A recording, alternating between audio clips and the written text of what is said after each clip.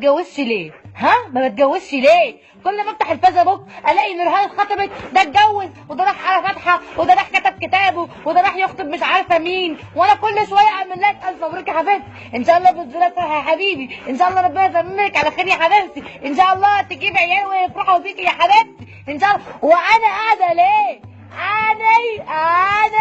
اني ما بتجوزش ليه؟